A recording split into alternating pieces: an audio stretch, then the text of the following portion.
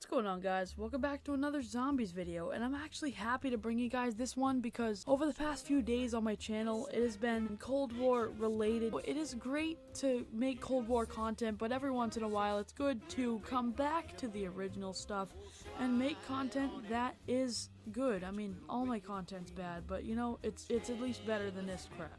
When Cold War comes out, I will be focusing mainly on that because it's a new game and I want to cover the topic as much as I can before the hype dies down, but I will also make other videos too. Now with that said, on to this original video. Today we're going to be looking over the top 5 maps in Call of Duty Zombies. This list was actually pretty hard to put together. I had to change around a bunch of maps and put a whole new things on there and add new criterias and everything. Speaking of criterias, I've came up with a few criterias that make a great zombies map, and I know it's a little hard to put together criterias for a zombies map, but I know if I don't, then Crazy Rabbit's gonna come hunt my ass down, and I really don't want that. So I've put together a few criterias that make a good zombies map. The first one is it simple?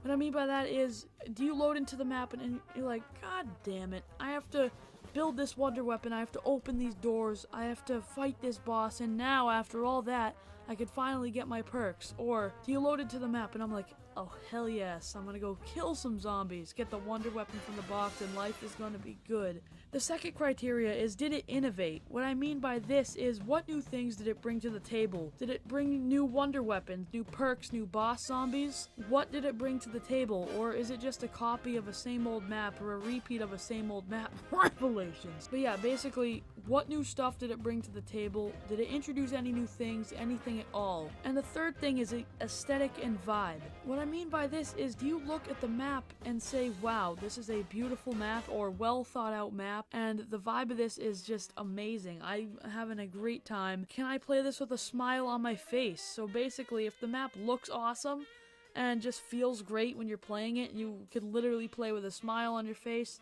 that's what I mean by aesthetic and vibe.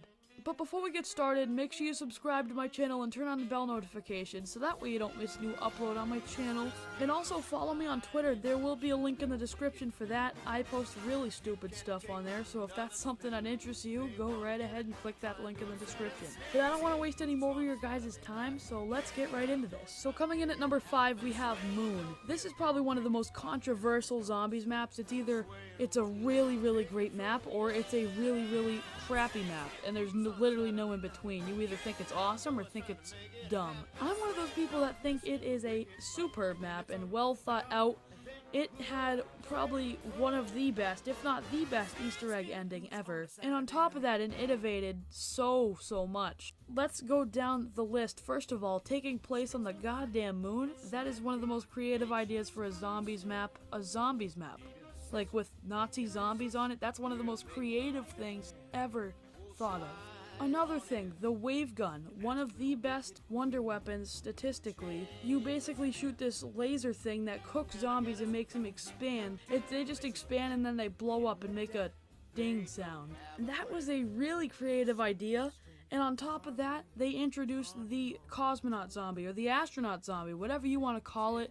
I'm just going to call it the astronaut because that's what I usually call it. It is kind of a ripoff of George Romero, but I feel like they changed it enough and made him do different things enough that it feels like its own boss zombie. But both of them are a pain in the ass to deal with and does not add a lot to the map, but I do have to give it props for innovation. The anti-gravity thing isn't really innovation because it's the moon and that's just a given when you're on a moon. I mean, I'm not really sure because I've never been to the moon. Anti-gravity was just not innovation because it's the moon. But this is probably also one of the biggest zombies maps and holds one of the best training spots in all of Call of Duty Zombies, the Biodome. And overall is just a really good map, and it comes in at number 5. Coming in at number 4, we have Shangri-la. This is also a very controversial map. I was originally going to put Ascension here, but then I looked over the 3 criteria that I put out and I was like, you know what? Shangri-La innovated. Shangri-La's setup is pretty much simple, and the aesthetic is amazing. Let's start with the innovation.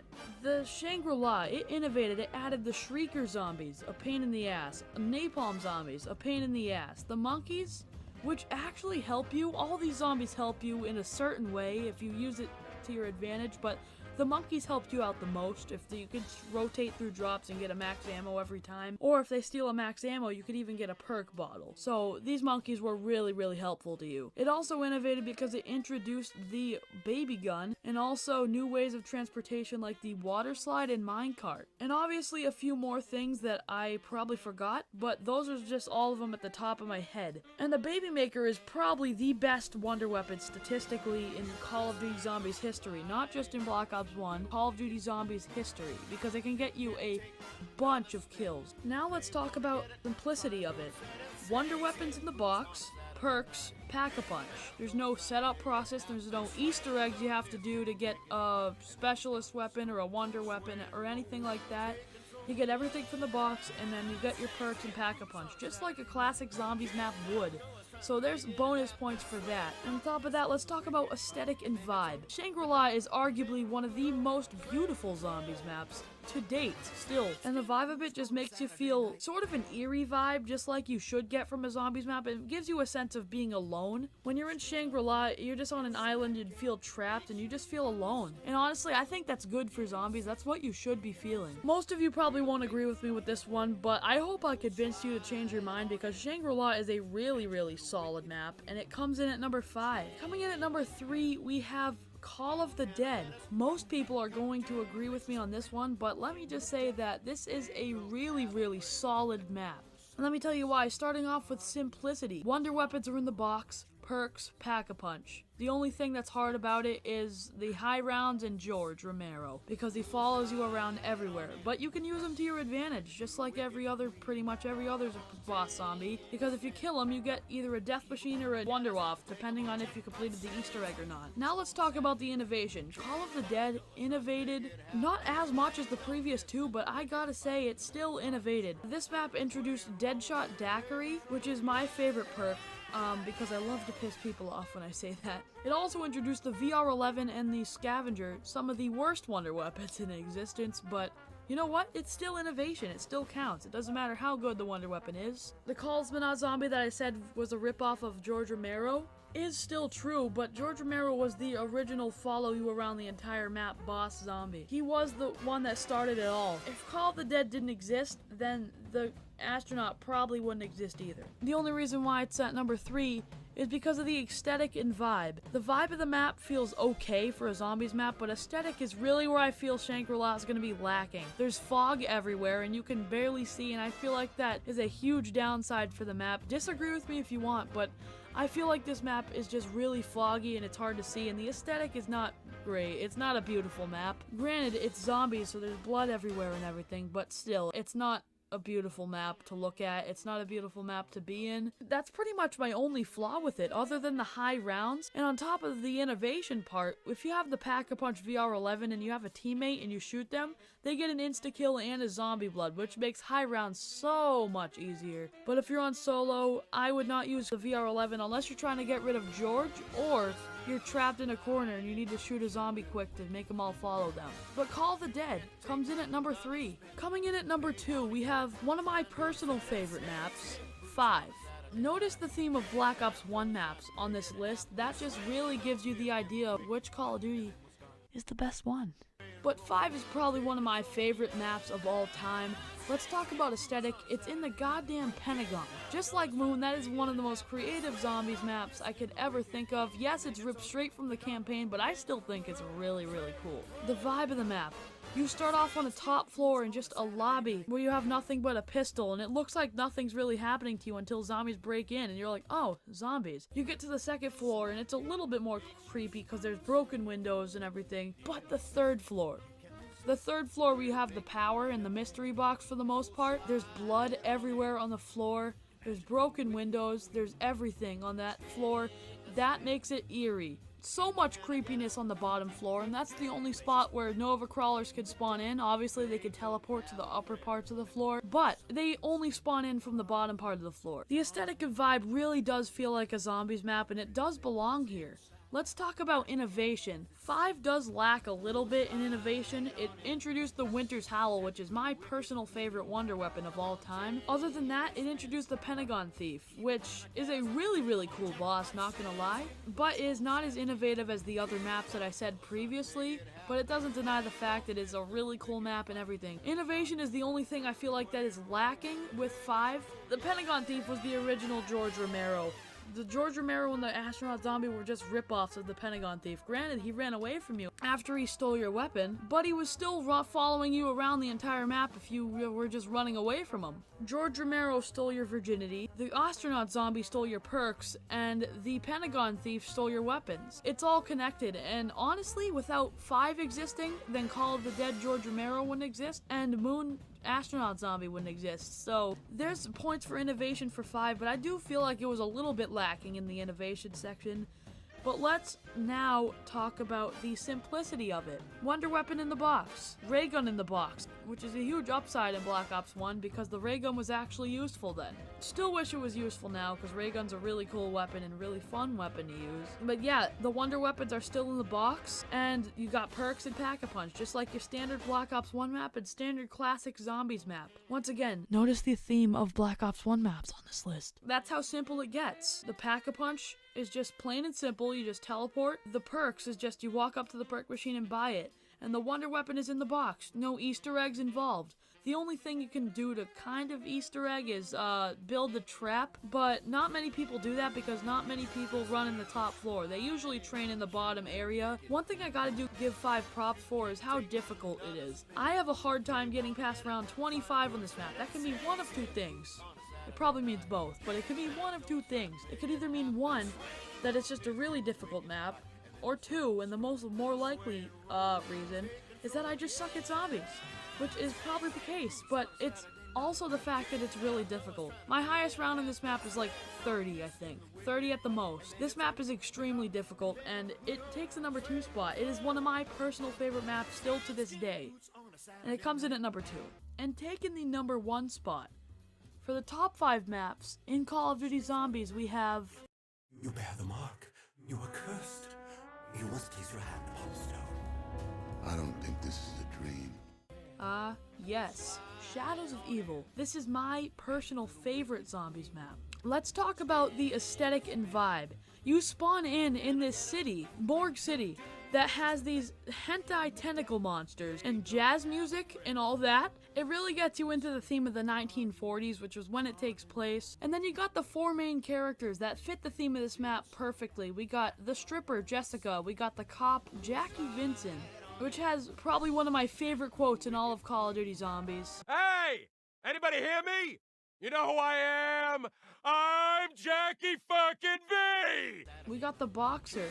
I can't think of his name at the top of my head. I feel really bad because I should know everything about this map because it's my favorite. And we also got Nero, the failed magician who kills his wife because of money problems. You get integrated in the story in the very cutscene of clicking on this map. When you click on the cutscene, you get this backstory of how each character had their problems and have to pay it out in this cursed version of their world, which has zombies and the apothecans inside of it. From the very cutscene, you get the theme of the map, which really sets the tone for the entire mood of the entire map. There's jazz music that plays in the background and in the round change, and there's even an Easter egg song that you could play throughout the map. This map, in terms of aesthetic and vibe, is amazing.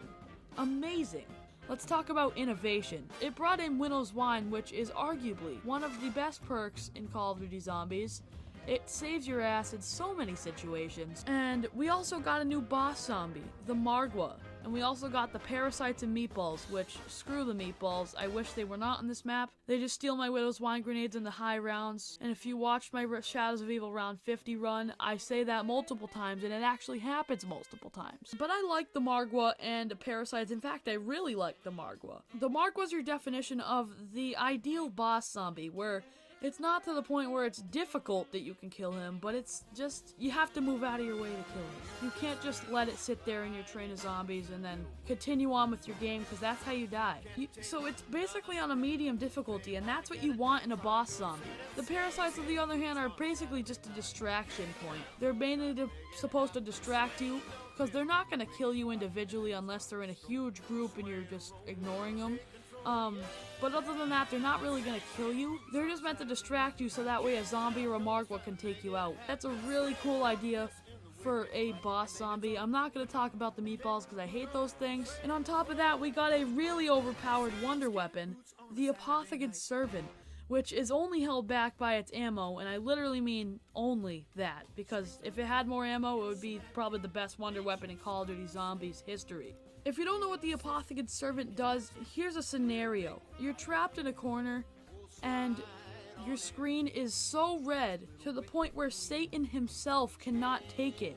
You shoot this thing and you are fine. It creates a huge black portal that just sucks every last zombie into that portal until everything's dead in front of you. And then after the portal's done, it explodes. It kills any other nearby zombies in that area. So you go from being completely red to completely fine. And that is the definition of overpowered. And it was really innovative because it's a goddamn alien. Like, look at this thing. It's an alien, literally. We also got the introduction of specialist weapons, which is a staple in zombies from that point forward, making good wonder weapons like the Skull of Non-Stopway and the Gauntlet from Gurad Krovi. Shadows was where it all started. Even in the Giant, you got the Annihilator. Even though it wasn't that good, you still had that. Shadows inspired so many other maps to do the same thing, like Revelations, where it just copy and pasted the wonder weapon into the map. We also got a brand new version of the monkey bombs, which once again fits the theme of the map perfectly. I feel like the innovations on this map just go on, and it all ties into the aesthetic and vibe because it all has something to do with the Apothecans or about jazz or about something. Because I feel like even Widow's Wine fits good with the map too. I don't know why, it just feels right. The only thing Shadows lacks is the simplicity of it, because the setup process does take a long time, and if you notice, I'm criticizing things about even my favorite map. I'm saying that it's hard to set up on. I'm not being biased because I like it the most. I'm still saying the bad things about the map. I'm not letting my love for the map a biased opinion about it. I will say that the setup process takes so long, but if you're a skilled enough player, which most people aren't, because Shadows is a complicated map and not player friendly at all, you're gonna be fine. But like I said, most people aren't, because more than 75% of the zombies community is casual, and no one wants to spend 2 hours setting up on Shadows, and I get that. But I do have a defense for that, because after you set up on Shadows, it is really fun. You just shoot the Apotheca's Servant, throw your little Arnies down. You can even upgrade the little Arnies. The things you can do in this map go on, and for a hardcore player like speedrunners and high rounders, this is heaven for you, because you have so much stuff to do and it keeps you occupied for all those rounds instead of just pack-a-punching and getting your perks, and you have everything now. So there is pros and cons to this, but I do feel like the simplicity lacks a little bit in Shadows of Evil, but that does not take away from the fact of how much I love it. Shadows of Evil comes in at number 1. It is my favorite map of all time, and probably will be for a very long time. I don't know, opinions always change, but that's my number 1 spot. So guys, those were my picks for the top 5 maps in Call of Duty Zombies. I hope you all enjoyed. If you did, please leave a like on the video, because this was really hard to put together. I couldn't really find 5 maps because I'm a Zombies player, so I like pretty much every map to an extent. But yeah, if you did enjoy, leave a like on the video and subscribe if you haven't already, if you want to. I'm not forcing you. But how are you guys enjoying the Cold War beta so far? I found it really, really good. I do feel like it's worse than the alpha version of the game, because I feel like the alpha was a little bit more balanced, which is saying a lot actually, because the alpha is a beta of the beta. So I feel like the beta should be better than the alpha, but it wasn't. It's just a huge confusing mess, but overall I think it was pretty good. I don't know what you guys thought of it. Let me know in the comments below, and if you have any other ideas for a top 5, also drop that in the comments below. Once again, my Twitter is in the description if you like looking at stupid stuff, but I will see you all in the next video. Peace out, you sexy beasts.